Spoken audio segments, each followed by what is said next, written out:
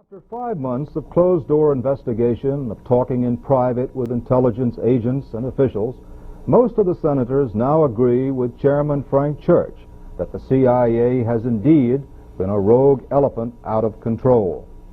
The subject today concerns CIA's involvement in the development of bacteriological warfare materials with the Army's biological laboratory at Fort Detrick, CIA's retention of an amount of shellfish toxin, and CIA's use and investigation of various chemicals and drugs.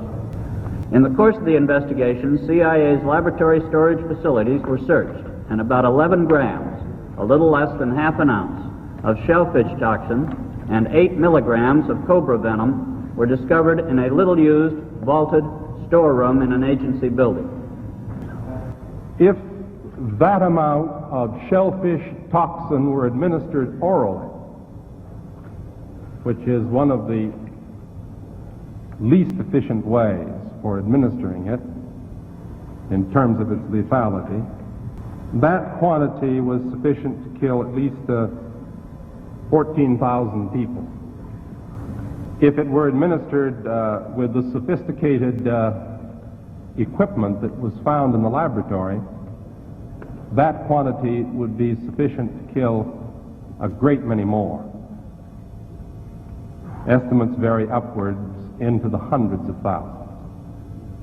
Now, my first question is, why did the agency prepare a shellfish toxin for which there is no practical antidote, which attacks the nervous system and brings on death very quickly?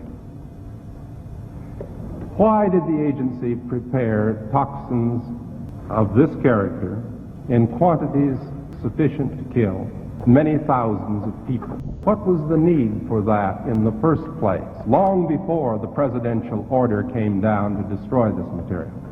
I think the first part of the answer to that question, Mr. Chairman, is the fact that the L pill, which was developed during World War II, does take some time to work and is particularly agonizing to the subject who uses it.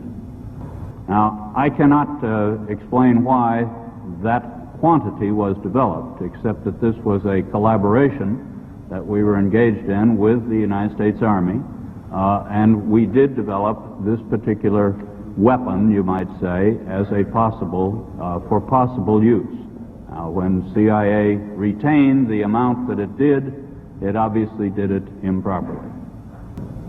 This quantity and the various devices for administering the toxin that were found in the laboratory certainly make it clear that purely defensive uses were not what the agency was limited to in any way. There were definite offensive uses. In fact, there were dart guns. You mentioned suicides. Well, I don't think the suicide is usually accomplished with a dart. Particularly a gun that can place the dart in a human target in such a way that he doesn't even know that he's been hit. There's no question about it. It was also for offensive reasons. No question. Have you brought with you some of those devices which would have enabled the CIA to use this poison for? We have indeed. For killing people?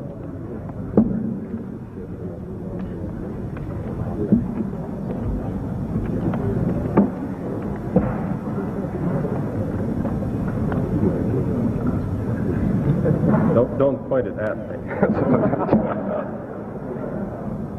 I wonder if Can you roll that over? Roll it over.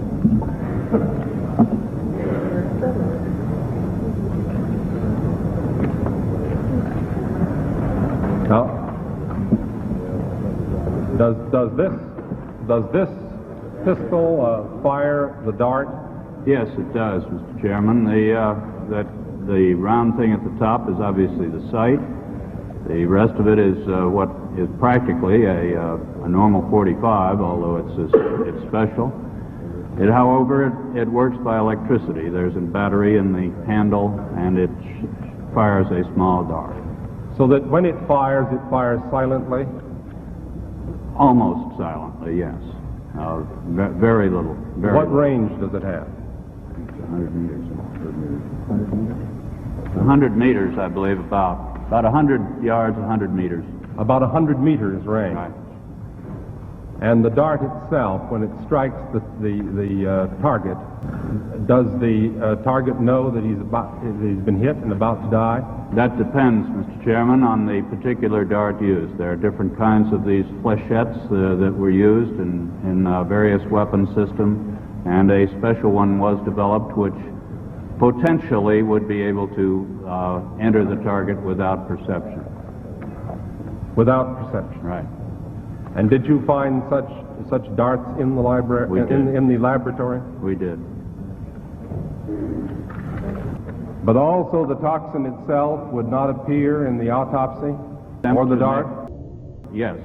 So that there was no way of perceiving that the target was hit. As a murder instrument, that's about as efficient as you can get, isn't it?